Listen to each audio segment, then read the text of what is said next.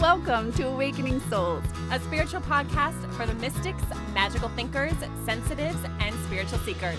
We are here to explore all things spiritual, from navigating your awakening, developing your psychic gifts, and so much more. Together, with our combined experiences, we hope to help guide you on your path to reconnecting with your soul and the beautiful life that comes after. So come join us on the magical journey of exploring your Awakening Souls. Hello, everyone, and welcome back to Awakening Souls. Today, we have a special guest with us, our friend Gaby. And today, we plan to talk about dreams. This is one of our favorite topics. Well, I'm speaking for myself. I absolutely love talking about dreams, and I know Jennifer does too. And I had the most incredible dreams this week, I think, in preparation for our podcast show today. Absolutely. All right. Welcome, Gaby. Hi, thanks for having me. Gaby. I'm so excited to be here. Hi, ladies. Gaby, do you want to introduce yourself?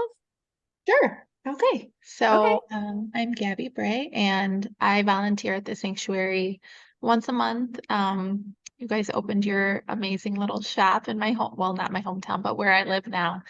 And I just walked by and I was like, I have to go in there. So went in, met you ladies, and from the moment I walked in, it was just magical. And I knew there'd be a special relationship there. So super excited to know all of you. It's an honor, really. Isn't it funny how that works? You just walk into this magical, it sounds like a Hallmark movie. You walk into this magical shop and you're just like, I just knew. Nothing but magic. But our town really was on a Hallmark movie. So it is like a Hallmark movie. It's perfect. Really? Yeah. I have to know more. It was a Hallmark movie. I think it's called like the Christmas Cookie Disaster or something. But Utica was featured on there in the movie. It shows like all the downtown. It's super cute. Yeah, Fun. I'll have it's to look really out for cool. that. Well, when we polled our next topic last week, and started talking about dreams, Gaby popped in my mind, and I was like, oh, we need to have Gaby on this episode because Gaby's always telling me these stories about her dreams and how prophetic they are.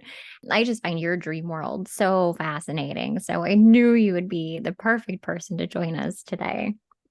And you know what's interesting is, honestly, I've just been dreaming since I was a little girl. And you don't realize that it's really anything special until you start to talk to other people. And then you realize, like, not everybody dreams like this. Oh, okay, this is interesting. And then you really start to realize, like, wow, this has been amazing basically my whole life.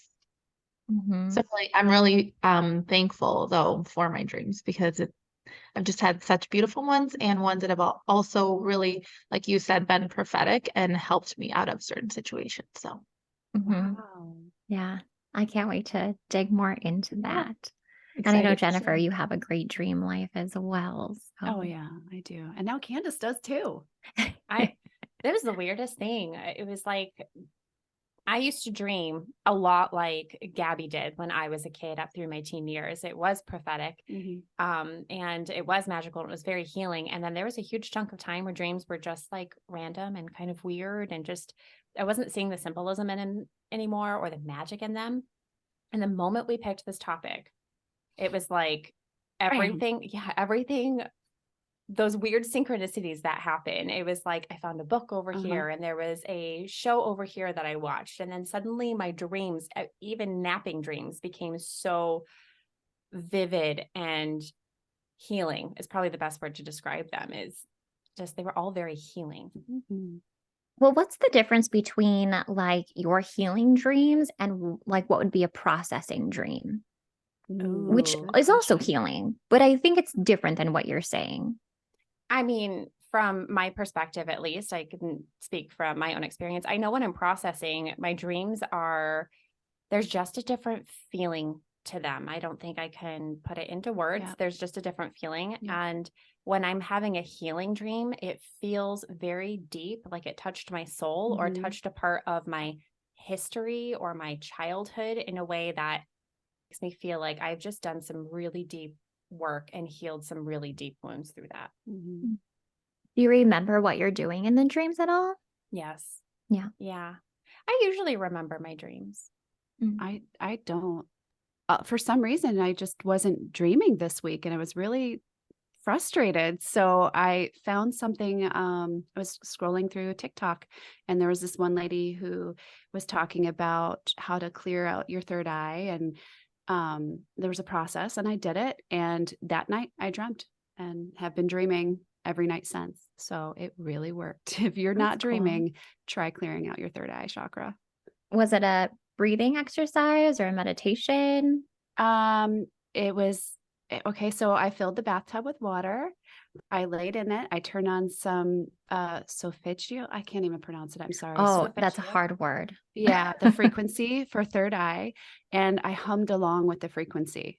And when it Ah, changed, I changed my tone, and something with the vibration of the water and the humming. It opened up my third eye more. that's cool. Yeah, it was pretty That's cool. not so hard. No, it was not hard at all.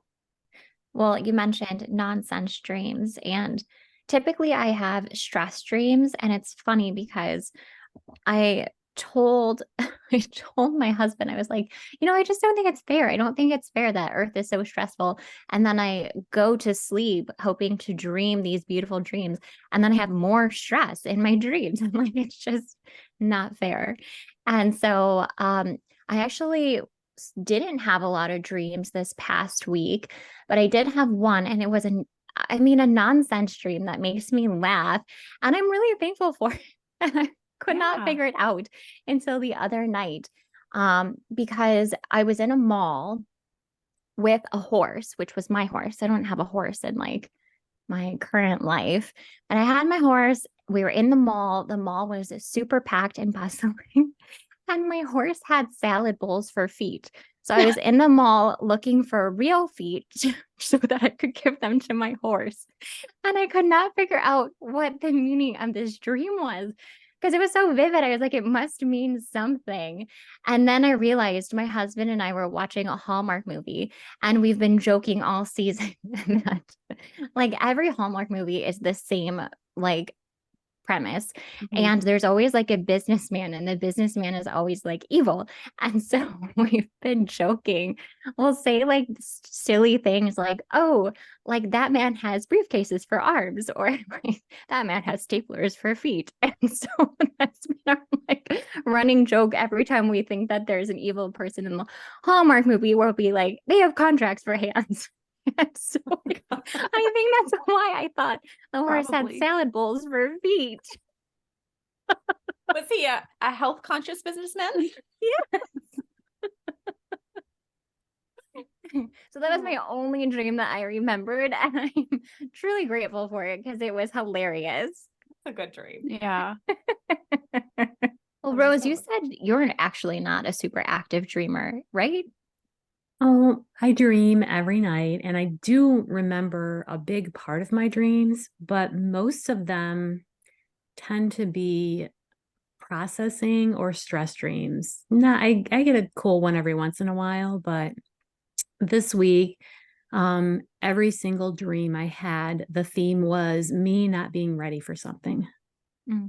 And it was a lot of school dreams because I used to be a teacher, and come late July, early August, I would always start having those stress dreams of not being ready for the school year.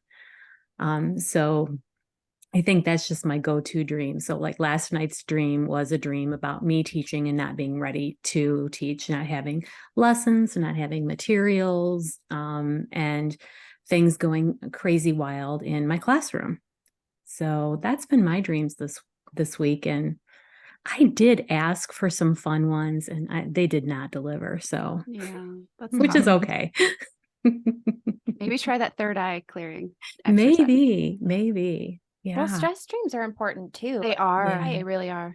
Dreams they speak to you. It's your subconscious speaking to you, and trying to show you maybe areas that you need healing, or areas that you need to clean up your life, but also areas that we travel in our dreams. We are constantly on the move in our dreams, traveling from realm to realm, dimension to dimension, moving into the future, moving into the past. So I think that our stress dreams are not something to just forget about it, moving on. I think that there's healing in that too. I'm just curious, sure. Rose, is there something on that particular stress dream that you were like like an epiphany moment or something that gives you a little clue into maybe something that you need to work on yourself. When I woke up this morning, I tapped into my spirit guides and tried to ask, what's the meaning of this dream? And they're like, come talk to us in a channeling. And I haven't had time to do that yet. So probably later today, I will go into that meditative channeling state and be like, okay, because right now in my life, I don't feel like there's anything I'm not really ready for. So we'll figure it out. But I don't know yet. Yeah. I heard once that a lot of those stress dreams are caused by, I can't quite remember, but it was like a piece of you is like trying to figure out a solution to every possible outcome. So it's like trying to prepare itself for like the worst things that could happen to you that are probably, knock on wood, not going to happen to you. So it's almost like they come from a place of fear and a part of you trying to figure out, well, how can I survive this? How can I survive this? And like almost proving to yourself that you have a solution for everything, which, it's probably not the healthiest thing for us. So I thought that was really fascinating when I heard that, because I could certainly see themes of that in my dream life a lot. I'd like to hear more about Gaby's dreams. Yes, Gaby, yes. can you share some of those things you were talking about before, your different kinds of dreams and how they play out in your life? Yeah. So my absolute favorite, I truly did meet the man of my dreams. My husband, I met him before I even knew he existed on this planet. So interestingly enough, I was actually with my oldest daughter's dad at the time, and I used to just have this same dream all the time. It was a recurring dream. I'd have it once a week, I would say at least. And in the dream, we were downstairs in somebody's basement, and this basement had a bar, and across the back of the bar was like a mirror. And him and I are sitting in two bar stools, but we're just hugging and we're like hanging on for dear life. But the feeling in the dream was what made me, and that's key, feeling. Yeah. It felt like the most purest, beautiful love that I hadn't yet to have experienced yet in my life. And it was joy and it was peace and it was bliss and it was just love, like love. And I could repeat that word over and over and over, and it still did not touch the feeling. But I could never see his face because we were hugging, but because of that mirror that was on the back of the bar, I could always see the back of his head.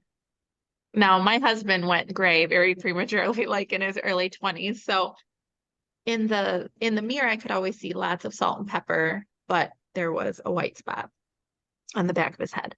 And oh, I'm gonna cry now because it was just so amazing. It's so amazing. But I wrote the dream down in a notebook because I was like, I knew that this was a message. The feeling was so intense and magical and wonderful. I'm like, I'm writing this down. Went on about my life, and then years later, we ended up working together at a local bar and grill, and we bartended together, which is how we met. No And way. yeah, and my husband has vitiligo, so he has like white spots on his skin, but he has the white spot on the back of his head. So that was how I met my husband, which was absolutely amazing. So that's my favorite. And then one that I had recently that I thought was really interesting. My brother passed a few years ago, and he's visited me in my dreams a few times. And we haven't talked about this yet, but there are visitation dreams, and then there's just dreams, like processing dreams. So I have had the visitation dreams with him, and I want to say, like, people might ask, well, how do you know? It's like that feeling, like Feeling. you just know. You just know. And I feel like a lot of times when people have crossed over, when they come to you in your dreams, they often look healthier, happier, younger, stronger, because they've gone through the healing. And so when they come to you, they just look better. So the first time he ever visited me, he still actually has yet to actually speak any words to me. The first time it was just a look, like the look he gave me, I knew all was well, and he was healing and he was better. And then the second time he came closer to me. So I was like, okay, I think he's getting more comfortable on the other side where he can communicate stronger, the more times that he visits. And then one of the last ones that I had where he visited me, we were in an old, like outdated house, and I was there with my mom. And then all of a sudden there was this picture, and I could feel like his soul, his spirit, like coming through this picture. I don't know. It was like, he's here, he's trying to communicate. And then all of a sudden he was there with us, but I couldn't see his upper body. I could only see his legs, his pants, and he was wearing pants, like black dress pants, and these shoes. He had like these black dress shoes on. And he's showing me these dress shoes. Did not speak a word, but it was like, you know how when spirit communicates with you, you know what they're trying to tell you because you just know. It's like that clear cognizance. You just know. So he's showing me these shoes, and he's like, this huge emphasis on the shoes, on these dress shoes. And they were so nice and they were so well kept. I'm like, okay, these shoes, something about these shoes. And then he was gone. So then the next morning I call my mom. I'm like, hey, have you had any dreams about him? And she's like, no. And I tell her my dream. Now, interesting, she had kept my daughter the night before. My youngest had slept over. And I'm telling her this dream, and I'm saying about, we're in this house. It's not our house, but it's really outdated. And she's like, well, it's weird because Dad and we took Leah with us. We looked at this house that at the time they were looking to move. And she said, we were looking at this house, but I was like, no way, it's too outdated. We can't get this house. So, okay, there's, like key number one. And then I'm telling her about the shoes. I'm like, I don't know, but something about these dress shoes. There's a message here. Well, the summer before, one of my brothers had gotten married, and my youngest brother was home for the wedding from out of state, and he had forgotten his dress shoes. And my mom said, well, you can wear Daniel's shoes, but no, that was my brother that passed. You can wear Daniel's shoes, but you have to put them back when you are done. Like, you have to, they were so well kept in this box, and they were expensive, I believe. And she said just the week of my dream, she was doing some cleaning, and she had come across the shoes that my brother borrowed, and he didn't put them back the way that she had asked him to. And she was, of course, it's like that hit her, and she was really upset by it. She said probably more than she should have been. And she was like, he didn't put the shoes back. Those were Daniel's shoes. They were so special. Why didn't he put them back? My brother knew. He's like, hey, it's okay. I know he wore my shoes. It's okay. So it's things like that are just, they hit you, and they're just so meaningful and just beautiful. I love dreaming like that. Yeah, me too. That was fascinating. And that provides so much healing and comfort and confirmation that he's still around and he's still paying attention and watching these little pieces of everyone's life unfold. Yeah, it's like, Mom, he knows about the shoes, and it's okay. And I think it helped to kind of bring a little piece of healing, hopefully. Yeah, visitation dreams are my favorite because they're all so vivid for me. And you were right, spot on with the whole feeling thing. It's so tangible, the feeling you're feeling. Like you just know. Like you know. They're there. Like nothing has passed. You're just in the same place. Yeah. It makes me so sad when I hear people talk about having visitation dreams and then going, I don't know if I just made it up because I wish that they were there with me. And I'm like, no, you have no idea how real those are. Yes. That was a moment where your souls got to connect again. And it's like a gift to you because you're able to remember that and bring that back with you to the physical world. It's so special and they're so real. Gaby, can I ask you how, your first dream that you had of your brother, how long was it after he had passed that you had that dream? It was only about 2 months after. Yeah. Wow. Yeah. And what I've noticed, actually, the very, very first dream I had of him, he actually was in a car driving by, and he just was like turned and looked at me, and he looked good. And then the second one, I think he was present, didn't say a word, And it's like it kept progressing, the Uh-huh. communication, like he'd be closer in proximity or he would share more of a stronger message. You know what I mean? Yeah, Mhm. that's so cool. Yeah. Ashley, have you had visitation dreams? You know what? I had never had any, and like my grandparents had passed, and so when people talk about like visitation dreams, I was like, "Well, why aren't they coming to see me? Like this is weird." Like, um, but then when my dog had passed, I had wondered if she would ever come, and sure enough, not long after she had passed, uh I think I've had maybe 2 visitation dreams from her, and yeah, they were so great. It's like being with them again. Mhm. It Yeah. is. I remember the first visitation dream I had. It was as if somebody brought me to this dream because I remember I was in complete blackness and I could feel my body walking like down a corridor or something. And I'm about ready to turn a corner, even though it's complete blackness. I hear my grandmother's voice and it says, "Oh, she's here. She's here." And I walk into the room and I see my grandmother with my grandfather. And there's another present sitting at the table. And I'm just assuming it was my uncle because he had passed at that time. And my grandfather stood up from the table and came over to me and hugged me. And everyone loved his hugs in life because he just held on tight and he held on to me tight. And I just started crying. And I woke up feeling his hug, still crying. And that was my first visitation dream. And I knew what it was. And it was so profound, so beautiful. I love those dreams. Rose, have you ever had any? Yeah. Last year, a little over a year ago, I had a really intense visitation dream where I was in a room sitting at a table, and it was like all of my grandparents were around me at the table. So it wasn't like just one came in, it was like the whole team was there. My grandma and grandpa on my mother's side, my grandma and grandpa on my father's side, as well as my aunt and my uncle. And we were all sitting at this table and they were just looking at me and they expected something of me, but I don't know what they wanted in the dream.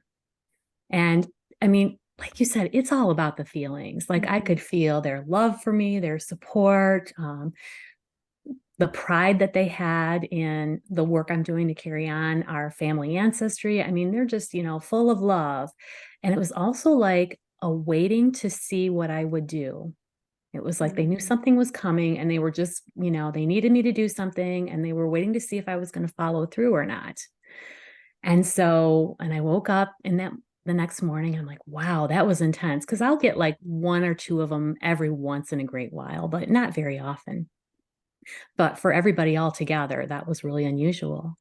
So that next day I went to visit my mom and dad, and my dad was going in for heart surgery, but was scheduled to go on a trip. And they asked me if I would go on the trip with my mom instead and take his place. So it was like they were like priming me for, okay, they're going to ask you to do something that's kind of hard and it's going to be an inconvenience.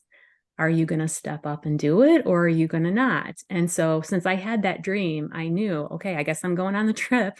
And it was like, it was a 10-day trip. So, I mean, and was leaving in like 2 weeks on the other side of the world. So it was just, they were there to kind of give me a heads up that I was expected to do this. And it all turned out really well. So that's probably the most intense one that I have. I'm curious about some of the prophetic dreams that you Oh, all yeah. have had. Because Gaby, you named a really intense one where you met your husband already in your dream. That's incredible. Or do you have any more prophetic dreams? Yeah. So my uncle who had passed when I was in high school, he was my godfather and I was close to him. He was an amazing human. Um, so I don't even know how many years ago this was, 5 or 6. My uncle that is still living was going through a divorce and it was taking, it was a process that was taking a long time. And my uncle that had passed had come to me. He had visited me in a dream, and he had said, I'm concerned about him. Something's going on that he's not telling you guys, and, just watch out, just show him a little extra love. A couple weeks later, he visits me again. And it's so, I'm like having this conversation with him in the dream, and I'm saying like, what's going on with him? Tell me more. And he said, well, just don't worry. He'll be divorced in 2 days. That was on a Tuesday that I dreamt that. That Thursday, get a group text from my uncle to me, my sister, and my mom. And he says, you're never going to believe this. After this long, it's finally over. I'm divorced. He said, the interesting thing is, though, the attorneys, he wasn't even on the court schedule. Like his attorney and the wife's attorney had contacted them like the day before to say, we don't know where this came from, but we have court tomorrow. We have to be there. You have to get there. And as they're in the courtroom with the judge says, well, I guess there's nothing else to argue or whatever. I can grant you your divorce today. They didn't even know it was going to be finalized or anything. Wow. So that's the really interesting thing too, is my uncle came with that piece of information. Yeah. And I wish that I could, it's like when I fall asleep, I'm like, okay, I have a question. Please tell me in a dream. Can you answer this? This one just came to my head. So here's another dream that I love too. This is about my daughter's name. Third daughter. It's really hard to name girls because there's so many beautiful options. Mm-hmm. And I was being induced on a Monday. Sunday night, I say, before I fall asleep, God, tell me, what should we name her? I don't dream anything. My husband's at work that day because I'm getting induced that afternoon. So that Monday he calls me on his lunch and he says, I had a dream that we named the baby Leah. And he's like, and I really like that name. And I was like, I don't really like it. It's all right. Okay, it's an option. I get induced that Monday. My mom comes to visit us Tuesday, still haven't had the baby. And she says, have you guys thought of a name?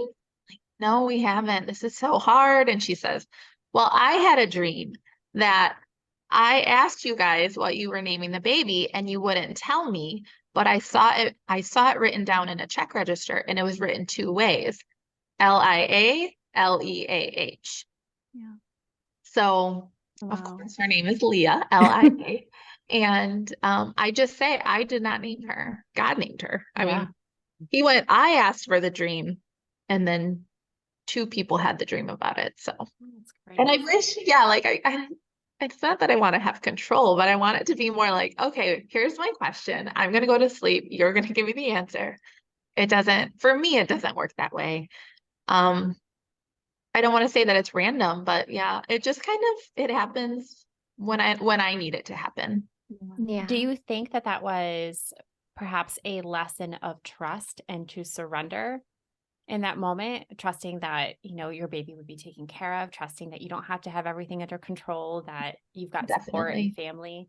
Definitely. Yeah, absolutely.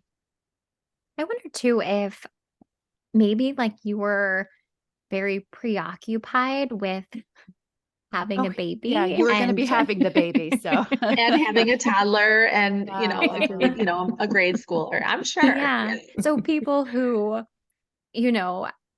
had, I don't know, didn't have as much on their plate were able to have those dreams. And yeah, I'm sure there was lots of reasons, like the one Candace mentioned, but yeah, it's definitely a good reminder of pay attention to the signs and pay attention to what other people tell you, because spirit does work in that way. Mm-hmm. Oh, absolutely. Yeah. And it's just like how we talk about in your waking life, when you want to get connected to your spirit team, you have to be in that calm, open, centered space. And it's just like that with dreams. You have to have a pretty good sleep life to be able to access those dreams.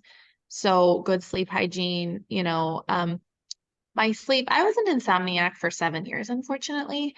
And then I started meditating, and literally on day 2 of meditation, have slept through the night ever since. It's amazing because I am more calm and centered and, have that space to be able to dream and to get into that deep state where you can access those dreams. So really important to have good sleep to be able to have those dreams. Mm-hmm. What about your prophetic dreams? I know you've had a few. I haven't had any, at least many as an adult, but I had a lot as a teenager in high school, and they would always be the most random things where I would dream that I had a boyfriend that broke up with me. And I mean, we're in 7th grade, so relationships weren't very serious, but I had a boyfriend who said that I wasn't allowing him to play soccer at lunchtime. So he didn't want to be my boyfriend anymore. And I dreamt this, and it played out the very next day exactly the way I saw it in my dream. And what's really funny about prophetic dreams is I don't know how it is for you guys, but there's no emotion attached to the dream. It is me being the observer of the dream, getting to see the details of the dream, seeing people's reactions in my dream. And then when it happens in real life, exactly the way it played out in my dream, I'm too busy being in awe of the fact that it just played out the exact same way. I was like, oh my God, I've already seen this happen. That I almost look a little bit out of touch because I'm not responding to the moment of what's really happening. You're like, oh my God, that's being last night in my dream. I already know this is going to happen. It's because I don't let you play soccer. So that was one of my prophetic dreams, but I've had some that have protected me as well, or warned me of things that were very serious in my life that have been helpful, but also very shocking when those come up. So yeah.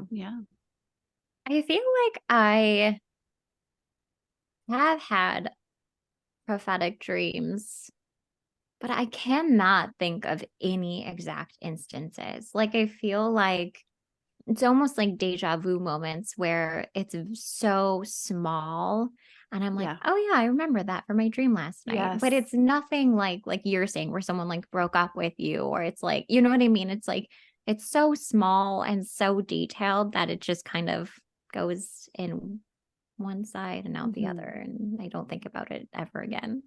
Do you guys get that? Yeah. I mean, obviously I've had those big ones, the big prophetic dreams, but very, very weird little things. For example, yesterday morning after my daughter's shower, I'm like, hey, go get the Q-tips. I'm going to clean out your ear. And as I'm going and I'm like, I dreamt this last night. Why did I dream about cleaning out her ear? What a bizarre dream. Why do I need to know that that's going to, I don't know. Yeah. I know. Isn't that so strange? I mean, it really makes you wonder. It really makes you wonder. My head just goes to simulation theory. I don't know.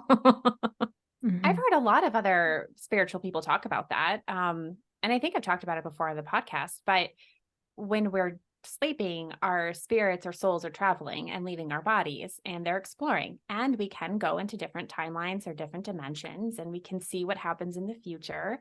So sometimes little remnants of those memories come back with us. So it could have been that you had already lived that day in spirit life and then came back with a little memory, and that little, for whatever reason, cleaning out her ears was a trigger. That's usually me too. Have you That's guys a good ever explanation. Sorry. Yeah, no. Have you guys ever dreamt of traveling to different planets and other, well, I would now that there'd be other realms. I didn't know what I was dreaming about before, but other realms, other planets, I have all the time. Oh yeah, definitely. Yeah. I'm always traveling to outer space and going to different planets, or traveling to different dimensions, or again, different timelines. And and there are places that even will resemble Earth a little bit, but there's just so much difference that you're not on Earth. I love those. So what I heard recently was, how when you have those dreams and you're flying? Yes. Or when you can breathe underwater? Oh, yes. Yeah. Okay. They say that those dreams are happening in a different dimension with different laws of physics. Where you can do those things. Yeah. Okay. Isn't that cool? That's so cool. Now, I know you guys talked about what are visitation dreams. Now, I've got some dreams where I've had souls visit me that have not been born yet or haven't crossed over. It's hard to explain. my aunt is going to be a grandmother, and I dreamt 2 years ago, all like that she was going to have a grandson that was going to follow her around and love her. I mean, I saw this dream. It was a whole dream of this little boy just following her around everywhere she went. And I was like, "Ooh, does that mean this soul is going to be coming? Or does that mean this soul was going to be here on earth, but hasn't made it?" I don't know. Also, my son's girlfriend came to me in a dream 2 years before they even started dating, before I even knew she existed. She told me she was, and this was a lucid dream.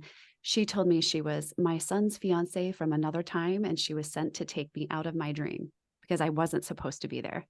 Because I was lucid dreaming. I knew what was happening. And sure enough, I just met her maybe 2 months ago. And I looked at her, I said, "I've met you before." And I told her about my dream. Hopefully she didn't think I was crazy. I don't think she did. I met her. She's great. I really She is like her. beautiful. I love her. So I love those kind of dreams too, but they're just, I don't understand. Am I dreaming of souls? And then my mother came to me 4 days before she died. She came to me in a dream and told me it was a lucid dream. I walked into her hospital room and she wasn't there, and I'm looking all over for her, and she walks out of the bathroom and she's 30 years old again. Beautiful, whole, complete. And she looked at me and I'm like, "What are you doing? You're supposed to be in this bed and you're not this young. What's happening?" And she looked at me and she goes, "It's time for me to go." And I was so upset with myself because I didn't realize what that dream really meant until after she passed away. Dreams are just so amazing. They offer you, it's like your soul. You can just connect with your soul. You can connect with your higher self without all the muck, Yeah. of the waking life. Like you're at peace, you're resting, and you can just connect. And I think, right? I don't think there's rules for dreaming. I No. think it's like timelines, dimensions, souls that have crossed over, souls that haven't even arrived. And I have an experience with one of those dreams where you're saying a soul that hasn't even been born yet. Yeah. I had a dream that we were trying a new church, and we introduced ourselves and we said, "Well, we have 3 boys or 3 girls and a boy." And then I reached into the car and I had a baby boy. I'm like, "I don't have a baby boy. This is weird. What's happening?" So I saw the baby. I saw him. Yeah. Sister just had a baby a month ago. It's him. Oh. I mean, that was him. That was him in the car yeah. seat. Yeah. So it was like in the dream, I was telling myself, lucid dreaming, I'm like, this is a message. Like, here's me. It's almost like you're above the dream and you're telling your dream self, "No, this is a message." And that happens all the time where I say, when you wake up, you need to look up what the significance of this means. You need to meditate on this. You need to connect with this a little bit stronger so you really know what we're trying to tell you. So that's cool. I've been lucid dreaming since I was little, and I didn't even know that was lucid dreaming. I'd have scary dreams and I would tell myself, you're just dreaming. It's okay. You can Yeah. wake up if you want to. And then I would. Or really scary things would happen in my dream. And I would tell myself, just say the name Jesus. Just say the name Jesus and you will be protected. And that has happened countless times. Neat. Wow. So, yeah, super interesting. I once heard about a community, and I don't know what kind of community this was, or like timeline wise, if it was a really ancient community, but this community, this little village, every morning when everybody woke up, they would get together and they would sit in circle, and every single one of the members of the community, it was very small, they would share their dream and they would navigate their entire way of being based on the dreams, and like they would compare them and gain messages and clarity. And I just think that that is so fascinating, and that's how they lived. Yes. So I'm curious, do any of you keep a dream journal? Yeah. Yep. Yep. That was actually one of my questions. It was a prompt question. Why keep a dream journal? Okay. So tell us, why should we? I'm not an expert, but I'm saying when you wake up, you still have all of those dreams and information in your mind. So get it on paper. so that you can write down every detail. And it's even those things that maybe don't seem significant. But for me, it's been colors have been messages, numbers, animals, locations. I mean, write it all down. Every little piece of anything that you can remember, write it all down, because it might not mean it's just like a reading. It might not mean anything that day, but it could happen years down the road, months, days, whatever it is. But it's all significant, really. Can I tell you about the dreams that I've had lately? Yes. Okay. I'll keep it short, but because they're long and I don't want to go into too many details about them. But what I thought, this week, I think I've dreamt more than I have in the last year. I've had several dreams every single night, and they've all had messages. So I've been reading this book, which just happened to fall into my lap the moment that we picked dreams from our dream jar, our little podcast jar. This book was by Robert Moss, and I found him on Gaia, where I could watch a video of him. And it's just like all these things started to fall into place. But what was really significant was he talks a lot about how you can heal fragments of yourself through the dream world. So not just dreaming when you're sleeping, but dreaming through visualization and things of that nature. But when we go through things in our lives, we lose a piece of our soul. We could lose a piece of our soul. We become fragmented through trauma or through difficult relationships, or, just the hardships that we have in life. So this week I asked my dream guides and the guardians to help me collect pieces of my soul. So I had 3 dreams that kind of felt like they were walking me through finding those fragmented pieces. I was reliving old relationships that I was in, and seeing myself as a young child and my younger self kind of guiding me through these dreams. And in the first dream, I was really significant is that there's always a house in these dreams. And in the first 2 dreams, the house was falling apart. It was outdated. It was crowded with a lot of people, and it was kind of gross to be in. It was really uncomfortable. And I remember feeling very uncomfortable in my dreams with these houses. In the second dream that I had, the house was still disgusting, still uncomfortable, but I changed. The house didn't change, but I changed. And I was at peace with the house being the way it was. And I was kind of living life to the best that I could and loving and accepting where I was at. And then in my third dream, I might actually cry. Oh. Damn it. No. Pull it together. Okay. I don't think I'm going to make it through this. Oh. In my third dream, the house was beautiful, and I was surrounded by just the right amount of people who had so much support and so much love and were collaborative.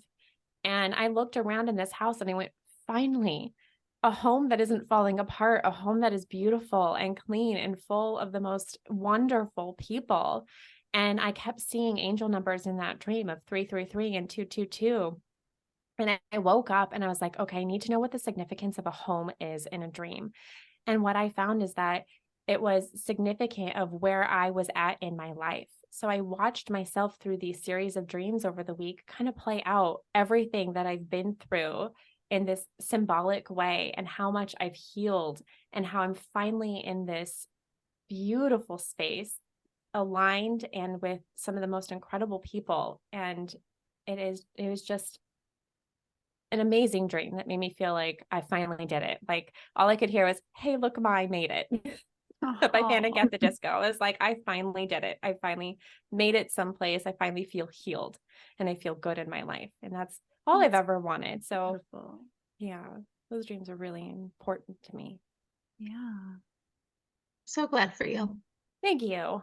Thank you. Fun to I have a also- series of dreams that correlate. I It's know, like right? continuing a good book, like when you go to bed. That's magic. Yes. Yeah. That's definitely magic. I read that book too. And what I got from it too was if you have a missing fragment of your soul and you dream of like an old house that you lived in when you were a child, it could be that you have a soul fragment in that house or from that time period that you lived in that house. And there are 2 houses in my lifetime that I will keep going to in my dreams. And I realized one of them, I was a 16-year-old girl contemplating suicide in one of those houses. So I always go to that one. And then the other house was when I was a young mom and 9/11 happened, and it was scary as hell.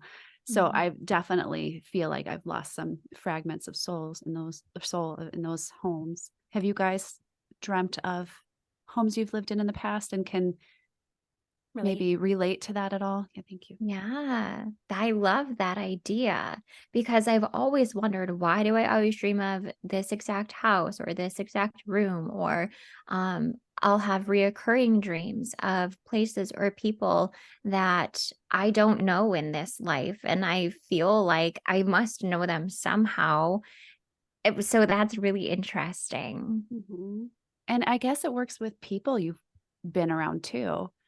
I've recently had a dream where I had some issues with a coworker for many years, and I always dream about her and working with her. And one day I had a healing dream. It was actually a premonition dream.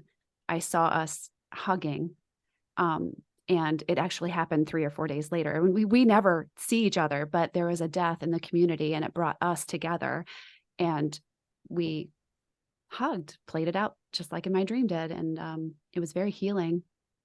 But I'm wondering if I got retrieved a piece of soul back from that.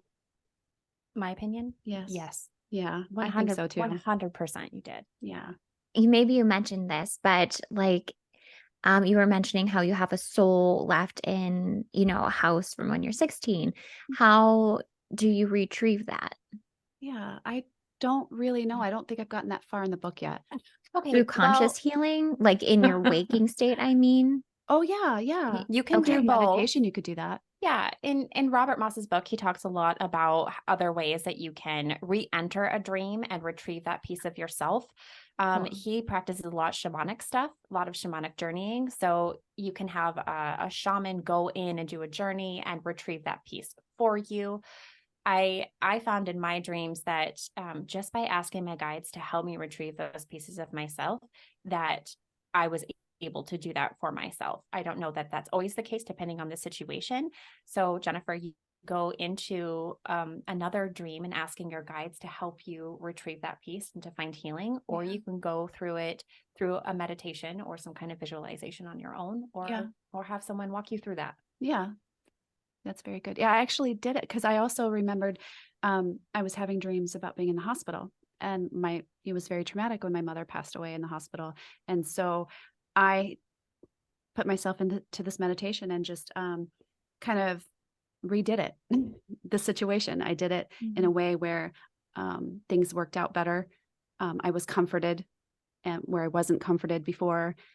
I changed the way things happened, and I think I feel better about it. So That's everything that I've done through inner child work and shadow work, is Yeah. reliving those traumatic parts of my life, or even those ones that don't seem significant but had an impact on me in some way, and reliving them in a way where I felt comforted by either my higher self or by a parent that I wish could have been more like their higher self or been the parent that I needed.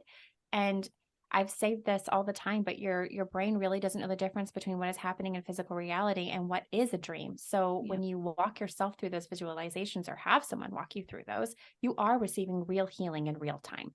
I really felt like I did. So The dreams that I was talking about earlier, where I'm always in school feeling not ready, I wonder if I need to go do some soul retrieval with that. Yeah. With schools. So that was kind of the little aha moment. So very neat. Yeah. Nice. Yeah, I wonder. That makes me think of, I have a lot of like, I'm in high school dreams. I bet I need to go take a piece of me out of high school. We probably all need to do that. Yeah. School is hard. Oh. Rose, you had a really interesting dream that you shared with us when we decided to do this podcast. Do you mind kind of sharing some more about that? Sure. So this dream, was probably about a year ago.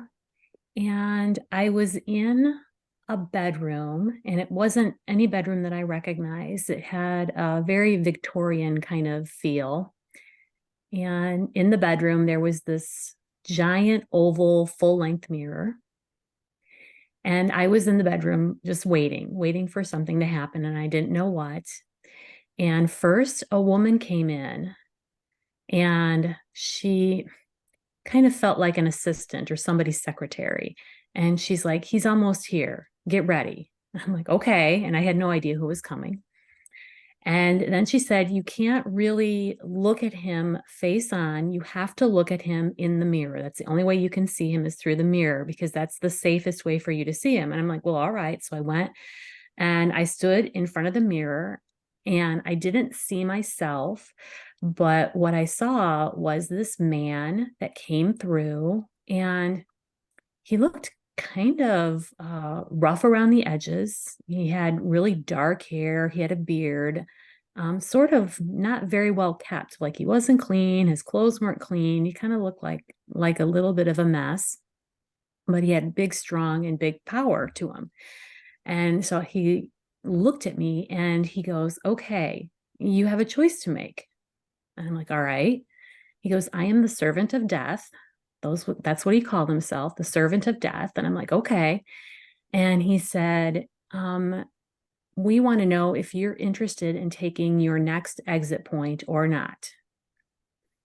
And for those of you that may not be familiar with exit points, an exit point is a theory that we have certain points in our lifetime where we can choose to die because we're ready to be done. And of course, when you get to your final exit point, then it's time to go. And so I said, well, when is that? And he's like, well, it's going to be when you're 65. Now, right now, at the time I was like 53 years old. So it was like more than 10 years in advance. And so I thought, in my logical mind, boy, he's really, asking me way ahead in the future. But anyway, I said, no, I'm interested in continuing in this lifetime. And he said, okay, thanks. And then he was gone and he left. That's wild. It was really wild. And then we did a hypnosis session where I asked more about that dream just to get more information. And my higher self just said, yeah, that was just them checking in to see if you wanted to take that next exit point, because if you did, your life would have been going down a different path than it is now. Wow. So it was like, that was the point when the choice had to be made to decide, what timeline I'm going to continue on. And then I asked, how many other exit points had I had? And I think I had 3 already pass. And like, my higher self gave me the exact years. So it was really, really interesting. Wow. Yeah. That's a whole nother level of dreaming. That is a great dream. That was a great dream. I know. I don't want to say, right. I'm not like, I love that dream, but I love that dream. Yeah. Uh-huh. Yeah. To remember the moment when you get to make the choice. I mean, I think that's pretty cool, because I know my younger ones, I had no clue. So at least not consciously. I think that goes to show too that things aren't as written in stone when we come to this life as we sometimes perceive it to be. That maybe there's flexibility and we have choice, and that's comforting. Yeah. We talked about the concept too of remembering your dreams in a way that you can understand. And so I think that goes to show too that, those past versions of yourself maybe couldn't have comprehended in a waking state what your dream was about. Now you're at a point in your life where you can remember what happened. And I think that's really cool too. Mm-hmm. What about people who don't dream? Do you guys have any insight or tips on people who are not dreamers like we are? Because for us 4, 5, it feels so easy and natural to us, but that's not the case for everybody listening. Are we all regular meditators? Mhm. I think Yeah. that would Yeah, be. but I wasn't when I was little. Yeah, neither was I. No, Yeah. I wasn't, but I did have a lot of time to myself where I'm Well, pretty sure I me was too. in a meditative state. Yeah. Yeah. I can seriously remember being 3 or 4 years old and being like, okay, nobody's home because all my siblings were at school. I'm like, I remember this day I was sitting at the top of the stairs and I was trying to astral project. I Yeah. knew what I was doing. I knew exactly how to do it, and I did it. Yeah. I mean, imagination plays a huge Imagination, role big in time. it. And when you're Yeah. a child, your imagination, you're so open and exploring imaginatively. I mean, I would spend car rides just staring out the window, daydreaming. It was my Yeah. favorite thing to do. Same. I do think that everybody dreams. Mhm. As far as remembering it, I don't know why or why not, but I'm kind of coming up with a theory in my head. So it's kind of like how we all receive signs and nudges and breadcrumbs along our path, but some of us are more open to it Yeah. than others, and it could be like that with dreaming. Mhm. Mm-hmm. I do know in the Robert Moss book that I mentioned already, he says that if there are fragmented pieces of your soul and you need to do some significant healing, that often that will interrupt you being able to dream or remembering dreaming. That there's a lot of collection that needs to happen. Do you think stress has anything to do with it too? Not Oh, being able to yeah. dream because, yeah, Because you can't get into that calm, surrendered state. right. And I will say that my husband has told me that since we've been together, he has dreamed more than he did in his entire life previously. Wow. And I think that's probably because, I'm constantly doing things to work on myself. And obviously that kind of like influences him a bit. And then he actually meditates irregularly, but he does sometimes, when he kind of has the time or a day off, then he will. So yeah, that could have something to do with it. dreaming has a lot to do with that third eye center too. So Jennifer already shared, not being able to remember her dreams and then doing something to help clear out that third eye space. And if you are somebody who is in your head a lot, who doesn't spend a lot of times engaging in creative activity or using your imagination, sometimes that third eye can start to close or become blocked, and that would inhibit dreaming as well. Mhm. And amethyst is a good crystal to put under your pillow or under your bed or on your nightstand, just somewhere near your table. It can help you remember your dreams and also to have more vivid dreams. I'm going to put a big old amethyst right next to on both our nightstands.